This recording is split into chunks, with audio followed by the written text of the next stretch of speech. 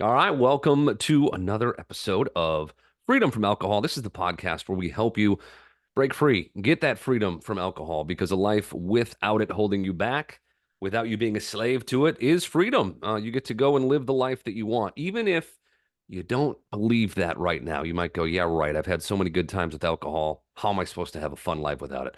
We're here to help you change the beliefs about that. So today it's just me and Lauren. Hey, Lauren, what's going on? Hey, hey, excited to be here. And I love that you just got that intro just nailed down. That was amazing. That Yeah. was a great Well, intro.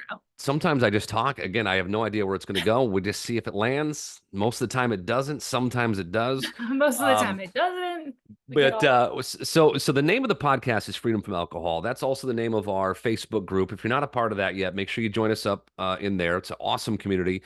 And it's yes. also the name of our coaching program that we have, Freedom from Alcohol, where we work with people one-on-one coaching. They get community coaching with people that are just like them. So you can go, oh God, I'm not the only one that's going through this. Like, that's nice that there's people I can relate to on this. And by the way, we don't sit around and you might think, oh, it's like an AA meeting or it's really depressing or dark, or No. we just sit and talk about our shame about alcohol stories. We purposefully do not do that. We do that. You get hypnosis, you get reprogramming of your subconscious mind, where all the programs about alcohol live and all that kind of stuff. So we'll talk about that here in a minute. But I just want to let people know that if you are looking for a way to stop drinking, and maybe you've tried some of these other methods like a 12 step, AA, rehab, maybe just white knuckling it, and you've been unsuccessful. First of all, it's not surprising that you're unsuccessful because all those things have less than a 10% success rate. Okay. It just doesn't, it's hard to make it last when you do that. Like you wouldn't go to a doctor or a dentist if they had a 10% success rate, right? I would hope not. That would be that would not be smart. So, but we keep doing that because we think that that's the only way. But if you're looking for an alternative, that's what we offer. And our success rate is 96% because the people that we work with are ready to stop. They're ready to cut out the shit, the excuses, and be done with alcohol, get their new life. And maybe they just don't know how. So that's where we come in and we help them because we've all been there. We've been in your shoes.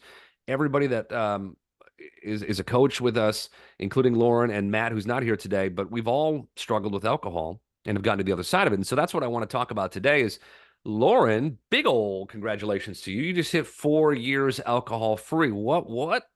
Yes, sir. Whoop whoop. Sure That's did. that's incredible. So yeah, just a couple of days ago was your 4 year anniversary of when you said, I am putting down the bottle. It was wine, right? That was your main drink of Yep. choice. Yeah. You said, I'm gonna put this down and I'm done with it. So again, congratulations. That's a huge milestone. Um, did you think, like when you were a drinker, like think about it now that you'd be here 4 years later, not having a drop of alcohol in 4 years, and that you would A, be able to do it, and B, like actually really enjoying your life? No. Oh my gosh. And I think that holds so many people up, right? We hear it all the time is like, what are we going to do without it? And even if you don't verbalize that and say it out loud to another person, I know we all felt that like deep within our souls. I thought wine was my best friend. And even when it was pretty apparent that none of the time that we spent together was good for me, and that it was always a problem the next day, and it was causing issues in relationships and in my work and in my parenting and all of that, I couldn't imagine leaving her behind. It was such a toxic relationship. But, we've talked about this before too. There were so many good times with alcohol before it turned to shit. The Hmm. honeymoon period that we had together for years and years, where there are a lot of funny memories and fun things that happened. But when it starts to become the other and it's really impacting all of these areas of your life, we're not seeing it through that clear lens. We're still seeing it with the rose colored glasses of like, hey, this was so great. And it just makes a party go off with a bang, is what Craig Beck says, right? And he's from Britain. So he talks a little bit different. But so when you're quitting, you're thinking like you're losing your best friend, but you're not realizing that like for the last however long for you, where you kind of really knew there was a problem, that that alcohol was not doing you any favors. It wasn't fun anymore. I mean, think about it when you were drinking too, Chris, at the end, it was like this like really depressing situation where you'd be sitting around the house kind of drunk and moody and just in this Oh, shit it was and dark. dark. Yeah. Hmm. And yet we don't see it as being dark because we're holding on to that false image of what alcohol used to do for us when it was newer, when it wasn't the everyday, before we kind of slid down that path. So that was a really long answer to the question of, did I ever think that I could move away from it and be a happy person? No, I did not. I thought I was going to have to give it up, which is why it took me so long to do it. I'd have to give up that one thing that was worth living for. You know, we use alcohol for everything. Every coping situation, I turn to alcohol. So what am I going to do if I'm bored or if I'm stressed or if that bill comes in or if it's the dog's birthday that we need to celebrate? Which, by the way, happy birthday to Levi. Today is his birthday. Right Um, on. he's 8. We've now had him for 4 years. So yeah, when we take off those glasses, which is what we do in this program, is take those rose colored glasses off and we say, actually, see what it's doing over there? Do you see how that's not good? And can we see it for what it truly is instead of what we've made up in our mind about it and what society has told us about it? But fast forward 4 years later, life is so much different, so much better. And it's almost hard to remember. And I know, Chris, you're just a little bit behind me on the sobriety train or on the alcohol free journey. It's almost like you look back and you're like, how the F was that even me? Because I'm no Hmm. longer that person at all. Yeah. Yeah. And I think one of the best ways that really hit me, you mentioned Craig Beck a little while ago, but his book Alcohol Lied to Me, he talks about how the whole Stockholm syndrome situation, and if you're unfamiliar with that, it's basically when somebody like kidnaps you or they take you hostage against your will, and you're with them for so long and they've love bombed you, they've made you believe like you need them in your life, when really it's a toxic situation. Obviously, you're not, you shouldn't be, you're not, you wouldn't choose to be captive, held captive against your will. But that is such a good point about what alcohol does, and we are afraid to leave it, even though we know that it's not serving us anymore.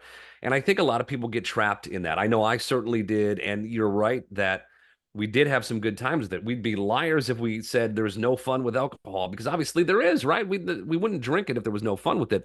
But when it gets to the point where it's controlling you, it's not fun anymore. It's a habit. You're doing it. And it's just it's messing up your life. That's when we have to go, I need to end this relationship. And there's going to be some mourning there. There's going to be some sadness that comes with it because, yeah, you've been using it as a crutch for so long.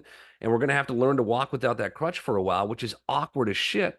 But eventually you're able to walk and then run without the crutch. You don't need it. You look back and go, oh shit, I don't even remember those days when I had the crutch. And that's where you're at right now, which is awesome. And so I'm curious to know, like, what was the moment for you where you said, this is it? I got to be done. Was there a threshold moment or what happened? There were just a couple, and leading up to the time I stopped drinking, it had been years where the husband would say things like, "Do you really need me more?" And no, I'm fine. You know, we'd get all indignant and very defensive. You and I were just talking Hmm. about this before we started recording. It's fine. And then stomp off to the bar to go get my next drink or Yeah. stomp off to the kitchen to get my next one. So my husband wasn't a big fan. He was also a drinker, but never a problem drinker.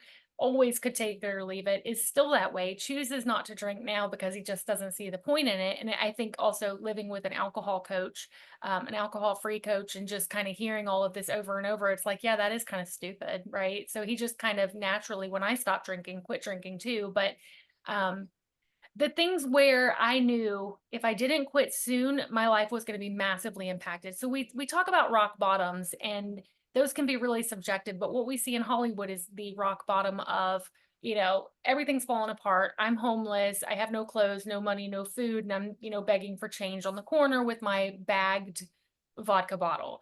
Um, we help people before that happens, thankfully, because we don't want to go that far because then we have to rebuild so much more.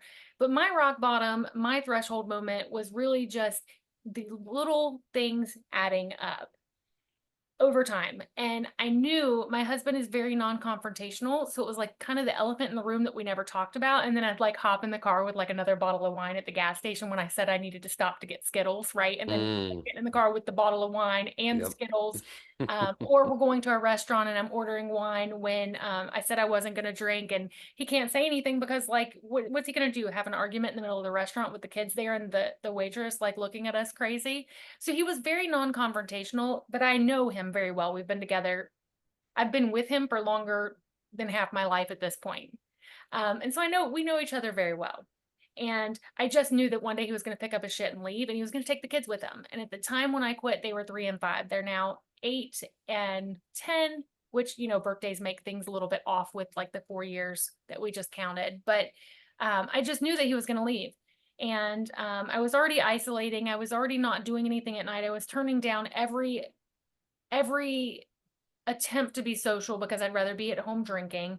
I was starting to hide the drinking because it had gotten to a point where I was abusing more than he knew about. And I was hiding little bottles in different places around the house, in my bedroom where he'd never look, in my underwear drawer. Because bottles of wine also come in carton bottles with little screw tops that don't make noise when you open up your underwear drawer. So you can just have wine in your bedroom.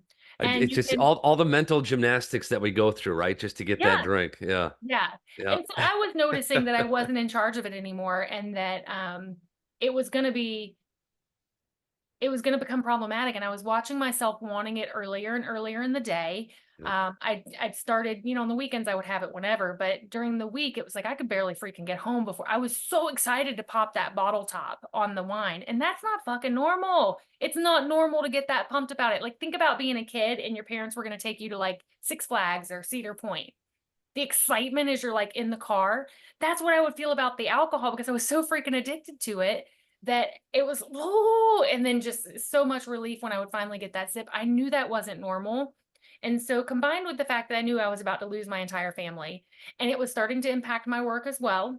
So my work was, I was not performing at the levels I needed to be, and it was starting to show up, and it was becoming apparent to other people. I wasn't getting in trouble yet, but it was going to happen. So all of that was like, okay, it's time to get this under control.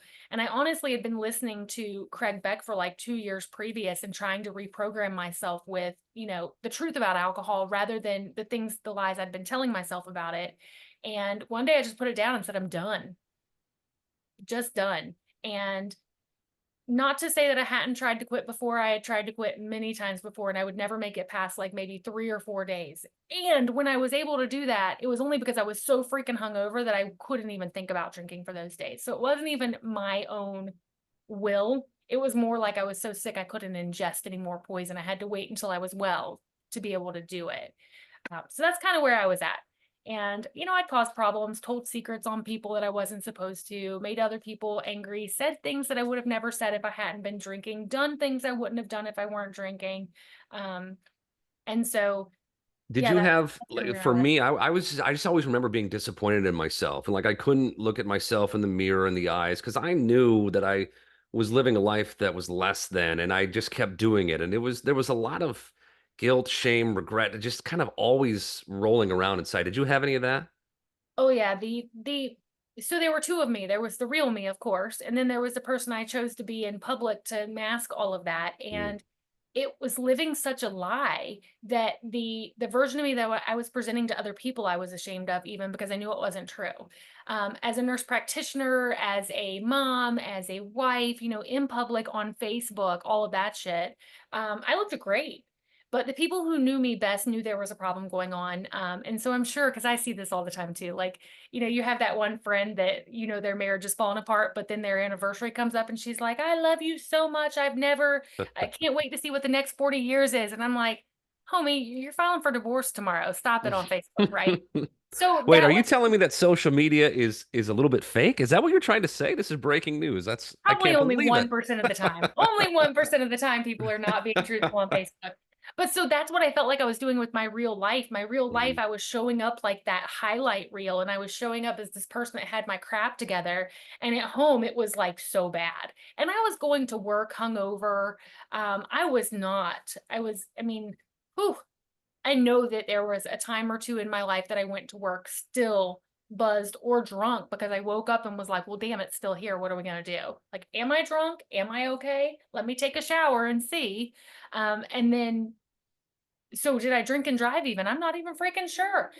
So it had definitely gotten to that point where I was living a lie. And that is where I feel like all the shame came in. Not from the fact that I drank when I said I wasn't going to drink, but that I had to put on this mask of like this person that had her shit together, knowing there's nothing worse than living that kind of lie. Mhm. Yeah, and so So that's very good. such a good point, the mask analogy, because I felt the same way, and it is truly what I've experienced since becoming alcohol free is it's that mask is gone, You get to just be you. You don't have to hide parts of you, and you just live life differently when you don't have to carry around this extra baggage of all this shit. So eh, tell us like what is different about you nowadays. It's been 4 years, no poison in your body. Obviously, you're probably saving some money by not drinking, but like what else is different about you from when you were a drinker to now? Yeah, well, I called you guys out on your bullshit last time about your drinking numbers. I said maths were okay, but yours were off. So Yeah. if you've listened to our last episode or two, I think it's like two back, but mine was 840 a month times 12 times four. I've saved 40 grand now, so that's number one in 4 years.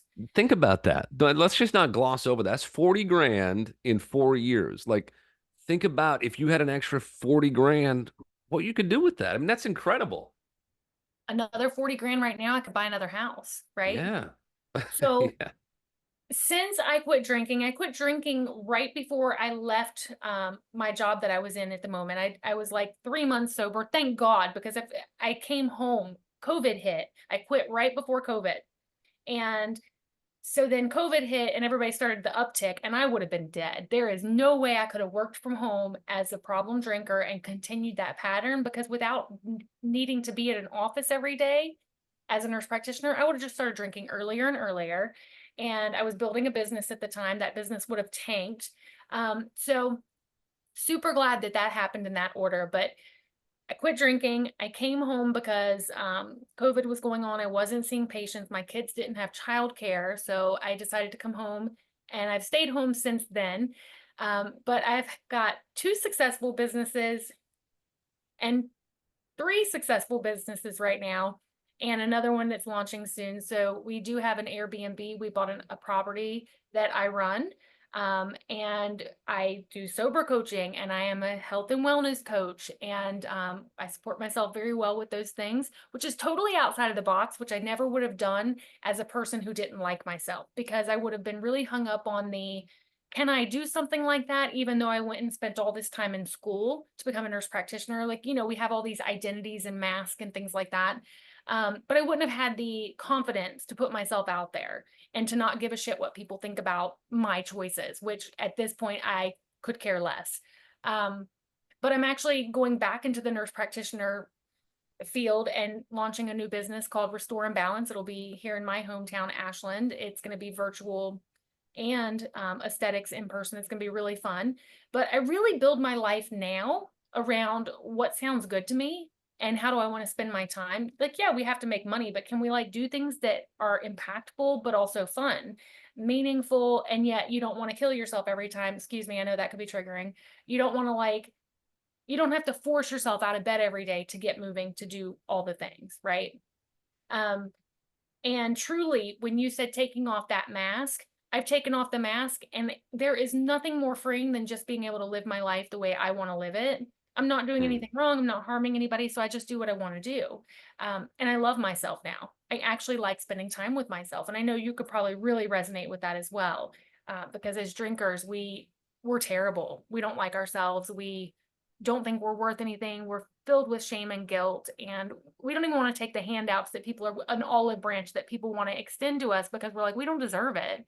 And to go from that to caring about myself and putting myself on the front burner consistently, while I'm also keeping my husband and my children and my clients on the front burner as well, just makes a big difference. Yeah. Yeah. I wrote that down when you said it. You were a person who doesn't like herself. And that's true. I was the same. And alcohol, the more we drink it, the more we will dislike ourselves. And it puts us into this really dark, small box. And until you get out of that box and you get rid of the alcohol and you start loving yourself again, you start being good with yourself and enjoying life. I mean, it's a whole new world where this light is in there. And it's hard to imagine that if you are in that dark place, you might feel like, oh God, there's no hope. Like I'm gonna be in this place forever. And it really sucks, which makes us want to drink more. So that's why we do this. That's why we share our stories, because we want you to know, look, no matter where you're at, you can learn to love yourself. You can get out of that darkness, get into the light. And one of the things kind of along this line is, yeah, when I was a drinker, if I would have got hit by a bus, I would have died with so much regret and music still left inside me. I would have felt it would have been bad. I would have been like, this is not the person I want to go out as. Where now, knock on wood, if I go out tomorrow and get hit by a bus, I'm really okay with my life and the way that I lived and the choices that I made. When you can do that, when you can go to bed at night knowing that, you will live your life differently. That stress, that anxiety, all this stuff that you carry around and that you avoid with the alcohol, when that goes away and you're at peace and content with yourself, whew, I mean, that's the biggest life hack of all right there. And so Yeah. I love that we're talking about this. I'm curious to know, what is your favorite thing about sober coaching or alcohol-free coaching? You work with our clients in our Freedom from Alcohol program. Like, what do you love about it? When it clicks. And this is different for each person, but when I'm sitting here talking about how I didn't know if I could live a life without alcohol because she was my best friend, and how am I going to, like, what am I going to do? How can life be fulfilling? How can it be okay? How can it be even more than okay without it? And I can think of a few specific clients, but when the light comes into their eyes and they're just like, they're just done. And you just know, like, I can tell when I'm having a conversation through Zoom with a client, when they've had that, it's just, I don't have to worry about them anymore. And that's why we have such a high rate because we're of success, is because we're not trying to pry that bottle out of their freaking hand. We're teaching them to put it down and smash the bottle because they don't want it anymore. And if you don't want it, that's where the real magic is. And one of the things you said a minute ago about, like, if you were to go out right now, you'd be pretty happy with the way you led your life up until this point.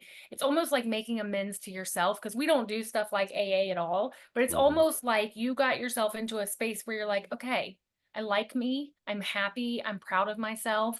And now if I go out, it wouldn't be you on your deathbed thinking, "Oh my God, what a piece of shit. I should have stopped drinking sooner." Well, we can think that, but like, even now. But if I were to go out tomorrow, my kids don't remember me as a drinker. That's not what they're going to remember. They might remember me being a sober coach, and they know that I have a history with alcohol. I don't know. My sisters were very surprised that I was having alcohol conversations in front of them. Do you talk about your daughter about, do you talk in front of your daughter about sober coaching and all of that? Oh yeah, yeah. Okay. It's funny. I just saw she wrote in a notebook the other day. She watched one of my TikTok videos and was like writing notes of like, alcohol's bad because of this and you have to change your programming. And I'm like, oh damn, like you are paying attention. So Oh, yeah, yeah. we Yeah. we talk about it. She knows what daddy does. And yeah, I'm really proud of that. Yeah. As opposed to being hungover on the couch when she wants to play. That was one of the big reasons I stopped, because I'm Oh, like, yeah. I want to be a dad. It's the greatest thing in the world for me. It's a gift. I've been able to be a father, and here I am pissing it away for Yeah. poison. No. Yeah. Yeah. I am so glad my boys won't remember that, but I will give hope to the people that their kids will remember it. If you're drinking today and your kids are old enough where they're always going to remember it, that's okay too. I have a client right now who has a 20-something-year-old son, and he is constantly saying how proud he is of this client. And then she'll tell me about it. And it's just a beautiful thing because they do see it. If you think that your kids or your spouse doesn't know the extent, like, they probably do. Maybe my husband didn't know about the carton of wine in the thing, but he knew that I was acting off and that my level of being off after one bottle versus whatever I was doing in here, he knew something was going on. Mhm. So just to even, I know my husband's proud of me. I know that my kids are proud of me.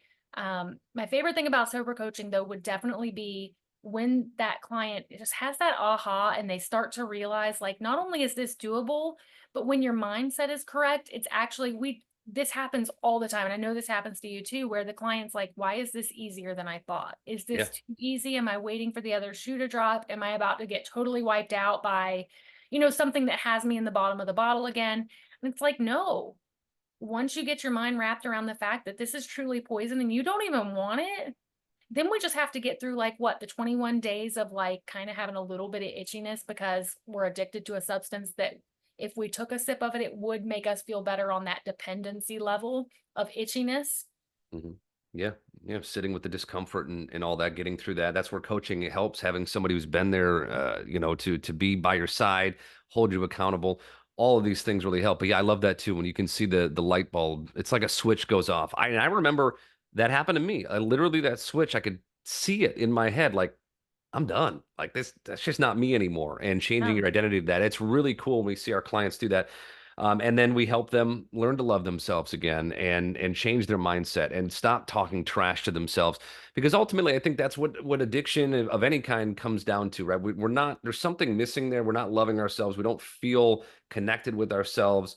And if we can get to that place where we do love ourselves and we simplify our life and the people that are in our lives are the ones that we want and the people that aren't are out.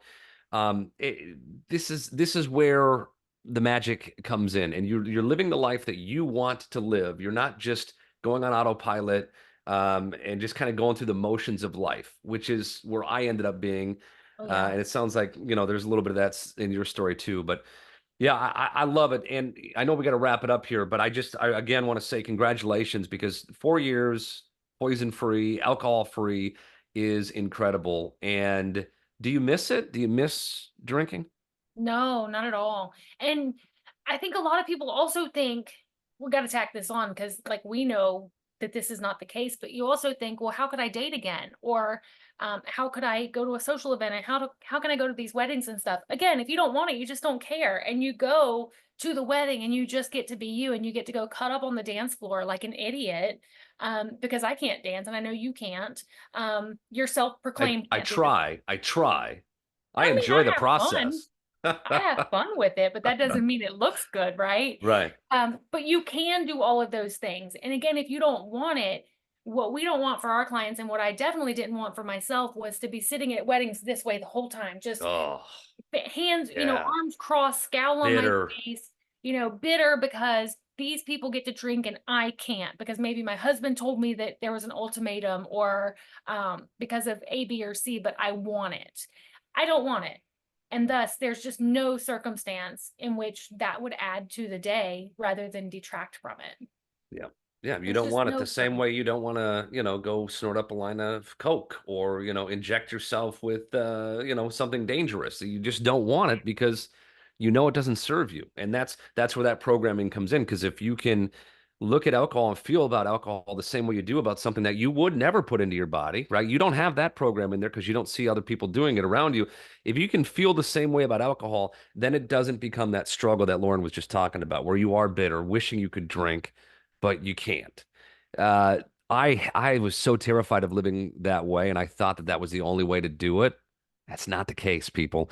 That's You what can, AA tells us, though, and that's yeah, what society tells us, and it's what the media tells us, and there's good reason behind that, and we've gotten into it. Just go back, log on the podcast, and leave us a 5-star review if you're getting any value from it. But we've talked about that before.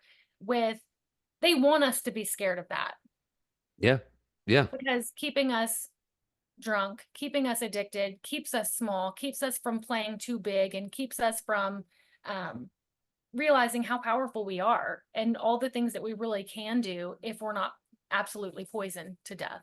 yep, yep. And you don't have to live your life that way. You can feel empowered. You can have the freedom, do whatever you want, bring all the things back into your life that you used to have when you were a child. You get to reconnect with that version of you. You get to discover the next chapter of your life where alcohol is no longer holding you back. And if you can look at it that way and approach this process that way, you will love your life. You will enjoy the process instead of, you know, having to do it and being miserable. It's no, you don't have to do that. And so again, that is one of the big differences between what we do, the way that we help people stop drinking, and what's traditional out there. So if you're interested and you want to be like Lauren 4 years from now, where we're interviewing you on this podcast saying, hey, you're 4 years poison free, let's talk about it. You can do that. You got to work with us. And again, you can find us if you go to getoverdrinking.com, you'll get to the website and you can book a call with me directly. We'll have a conversation to see if you're a good fit, see if we can help you. If we can't help you, we'll put you in a different direction, so there's no harm there. But if you're serious about changing your life and you're ready to be done with alcohol, you owe it to yourself to at least explore this, because again, we have a 96% success rate. We love our clients. We are passionate AF about our clients. So we would love to work with you. Is there anything else, Lauren, that you want to add? I don't think so. I think we kind of hit the main points today. And the main takeaway would be, even if you don't know it, we said this right at the beginning, even if you don't know it, hang on to the fact that it will be better without it. Yep. and just start doing the work. And if you want to work with us, come on over, because we know what we're doing, and we've been there, and we know exactly what you're going through, and we know how to get you to the other side. But we're not going to do it for you. We allow you to do it for yourself, which empowers you to become the best version of yourself, rather than that method of let's all sit around and ho hum about the fact that life sucks, right? Yep. And force yourself not to drink. No, we ain't forcing you to do shit.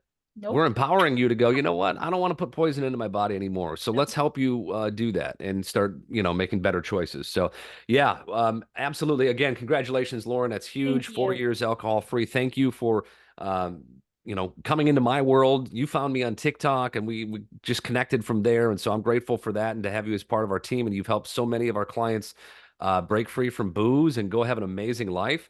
And that's just awesome, right? And so, congratulations again. Thanks to everybody for listening. If you found value in this, again, give it a 5-star review, leave a review. It helps more people see this, and share it with anybody who you think could benefit from it.